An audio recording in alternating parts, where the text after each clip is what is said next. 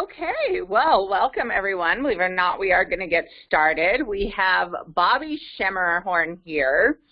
And why don't you just tell us a little bit about what you've written, basic, I know I didn't send you this question, but just introduce yourself to everybody and let them know what you write.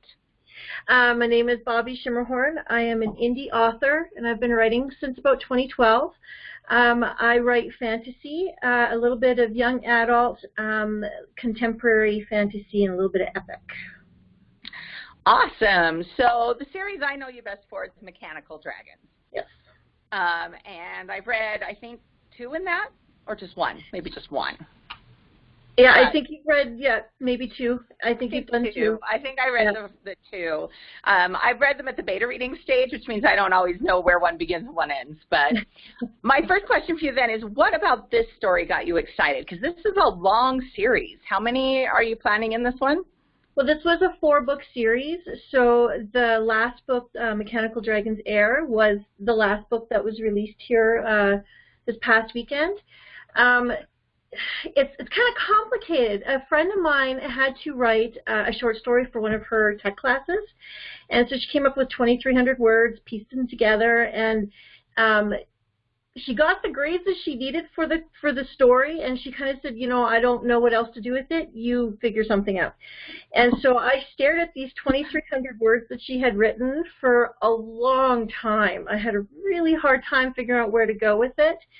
And then she finally just said, you know what, it's your story. Do what you want. Because my fear was that if I changed too much, she might not like it very much. And she's like, do whatever you want. And so once I was given that, I think the dragons themselves is what got me thoroughly excited about the whole series, is that being able to write for creatures who couldn't talk. None of them talked, so I needed to figure out a new way to make sure that I could communicate what they wanted and the things that they were trying to do. So I think that's what excited me about this series.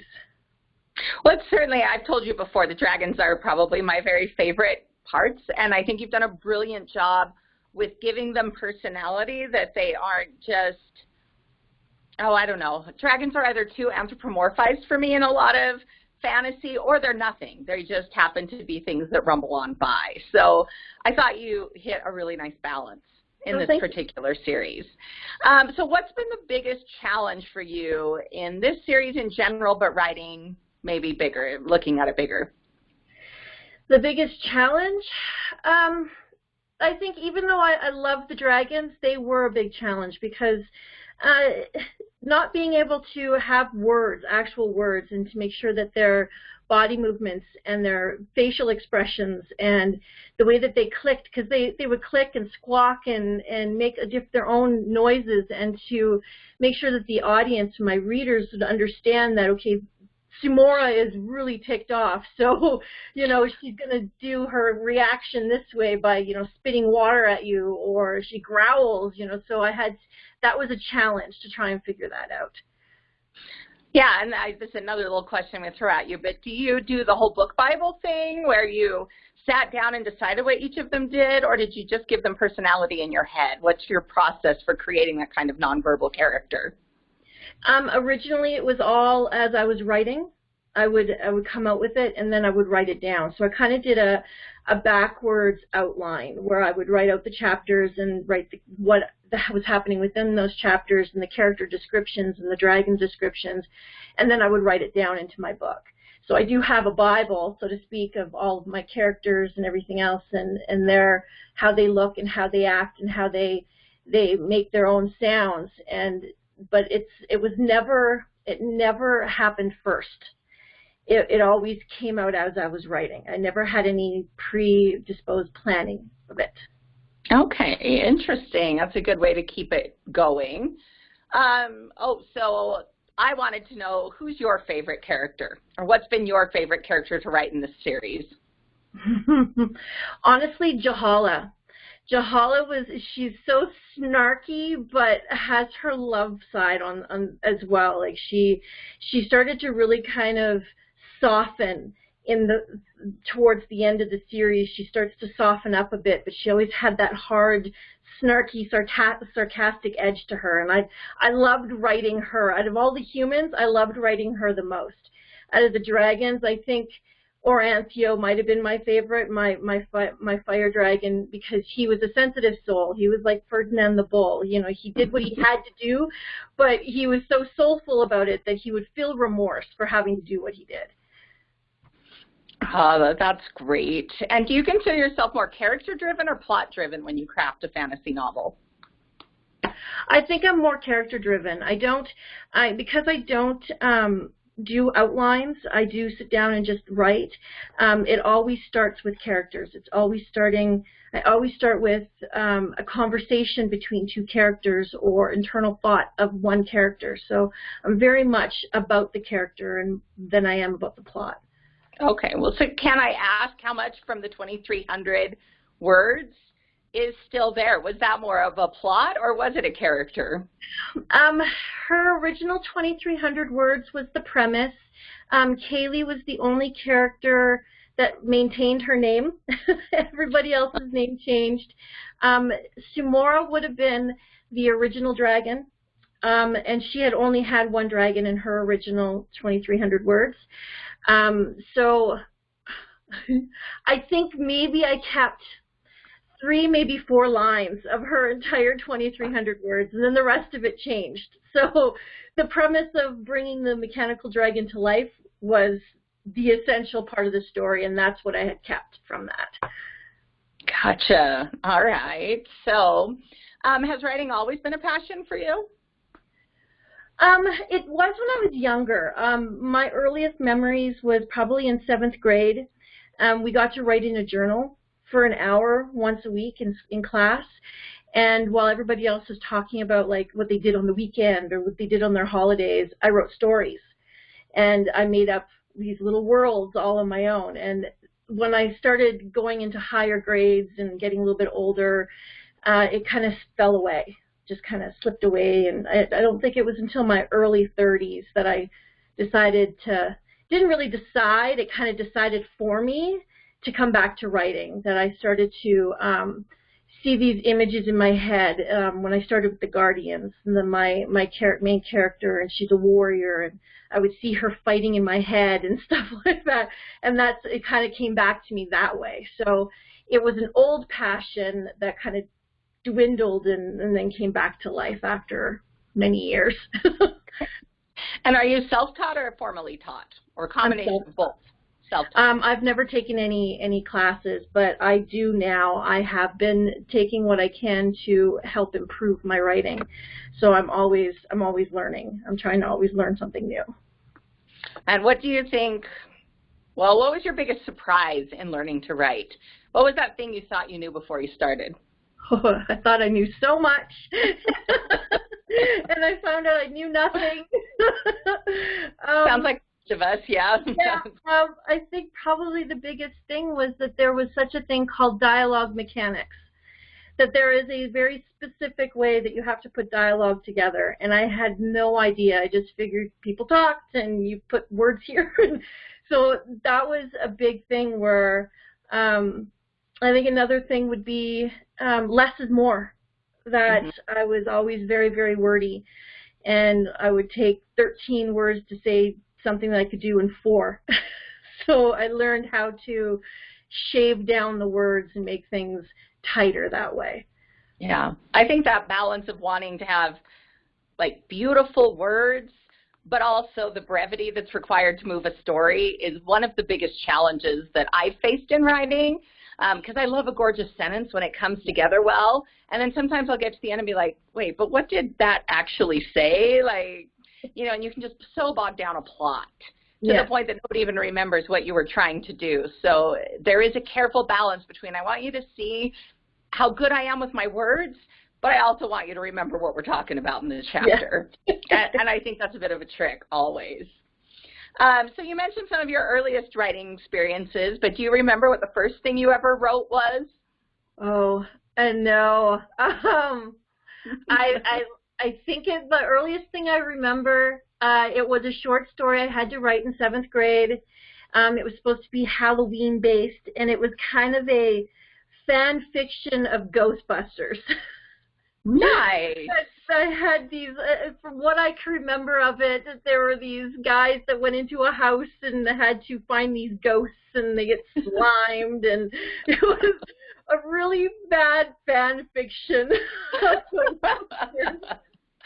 We all got to start somewhere, right? Yeah, exactly.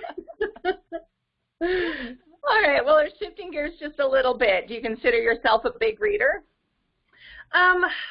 I don't think so. I probably should read more than I do, but I'm not. I'm not a huge reader.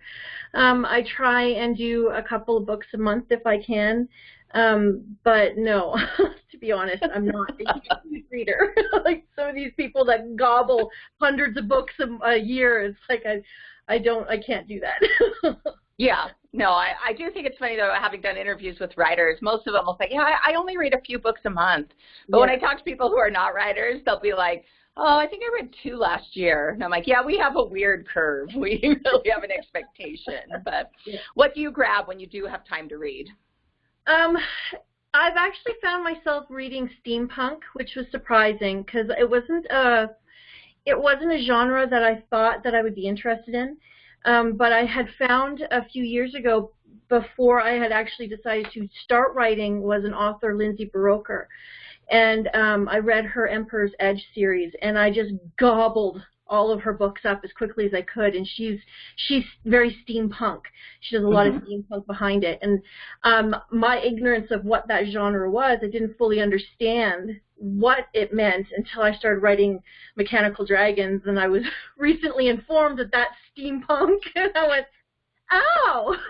So apparently, I did wonder if you were purposefully walking that line, but yeah, it's such a niche genre still. Yeah. I don't think I really knew much about it until my friend and co-writing partner, Sarah McKnight, she started hauling me to sci-fi festivals, and I was like, who are these people? And that was really my introduction to it. I was like, oh, okay. But I found I kind of enjoy it a little bit more. But, yeah, I wondered if you were playing with steampunk. But no one really knows where it fits, I guess. It was unintentional.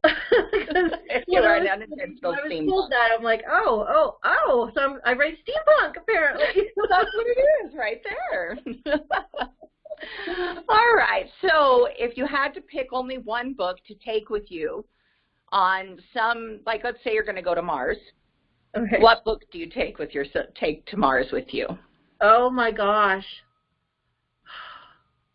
It has to be Harry Potter. It's got to be one of the Harry Potters. I'd say the 6th or the 7th Harry Potter books is what I would honestly, because I loved how she grew with her audience, and I love those characters and the Harry Potters, I think. That's a tough question. Now I'm thinking, because I really enjoyed Planet of the Cave Bear as well. I can't think of the author's name at the moment, but I really enjoyed that series as well.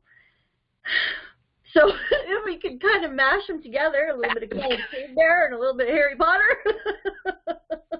Yeah, pulling your books apart there to create two. But yeah, exactly. I have to admit, I'd probably go with Harry Potter because of the hominess.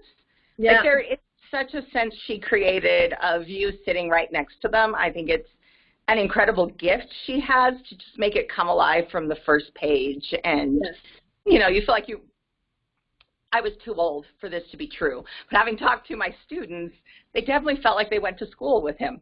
Like Harry Potter was just there with them all the time.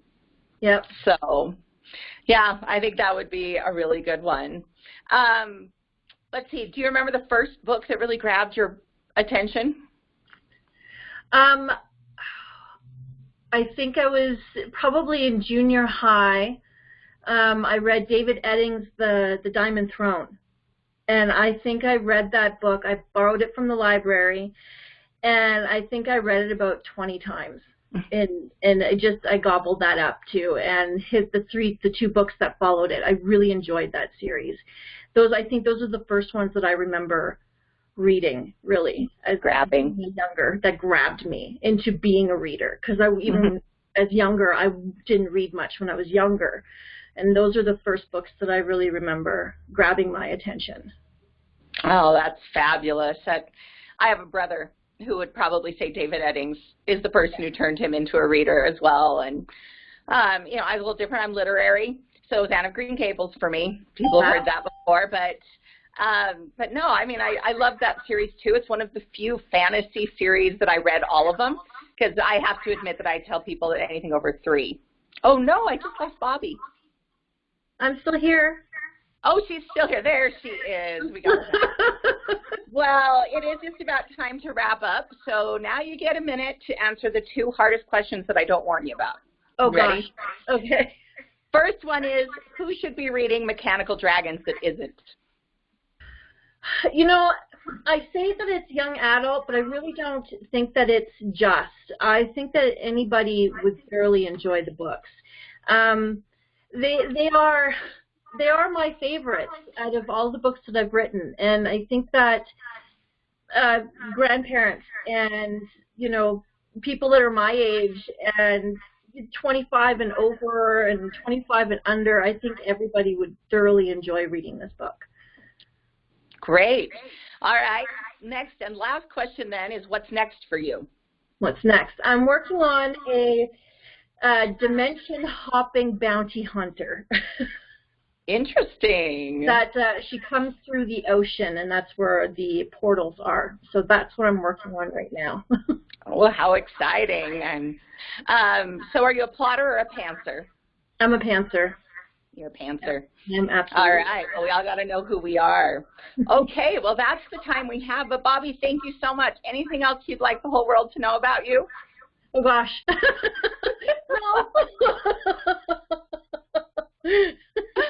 Well, I appreciate you being willing to be here, and it's always great when authors come around. So let anybody know that we're here, and we'd love to hear what they're writing and what they're doing. And to the rest of you who are watching, go read Mechanical Dragons. It really is a fantasy book for everyone. All right, guys, thank you.